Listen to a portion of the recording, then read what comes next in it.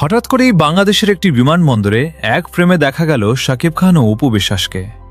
মুহূর্তের মধ্যেই তাদের একসঙ্গে তোলা কয়েকটি ছবি সামাজিক যোগাযোগ মাধ্যমে ভাইরাল হয়ে ব্যাপক আলোচনা ও সমালোচনার জন্ম দিয়েছে। এরই মধ্যে একটি কথিত কল রেকর্ড নিয়েও শুরু হয়েছে নতুন জল্পনা। আসলে কি ঘটেছিল বিস্তারিত জানতে সম্পূর্ণ ভিডিওটি দেখুন।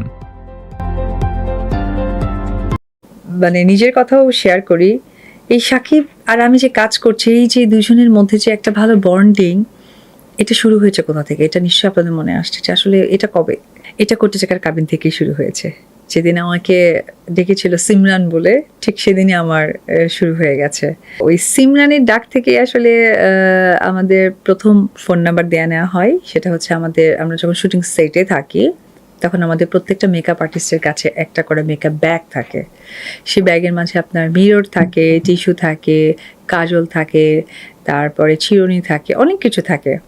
তো হঠাৎ করে আমার মেকআপ আর্টিস্ট যিনি ছিলেন সহকারী, আমাদের তখন আর পার্সোনাল মেকআপ আর্টিস্ট ছিলেন না, সকলের মেকআপ আর্টিস্টে যাই, শাকিব খানের পার্সোনাল মেকআপ আর্টিস্ট ছিলেন।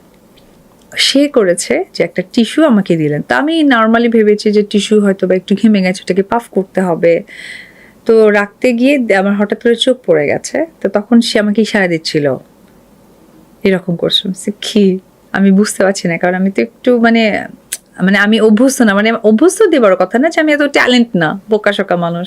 পরে খুলে দেখি কাজল দিয়ে সে তার ফোন নাম্বার লিখে দিয়েছে। তো এখন এই ফোন নাম্বারটা নিয়ে ছোটবেলায় বইয়ের মধ্যে যেমন ময়ূরের পাখনা লুকিয়ে রাখতো, তো টিস্যু তো পানিতে ভিজে গেলেই শেষ হয়ে যাবে।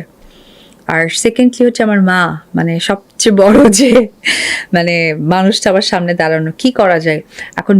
সো দর্শক, আজকের এই ভিডিওটি এই পর্যন্তই। যদি ভিডিওটি ভালো লেগে থাকে তাহলে ভিডিওতে একটি লাইক, একটি কমেন্ট আর অবশ্যই চ্যানেলটি সাবস্ক্রাইব করতে ভুলবেন না।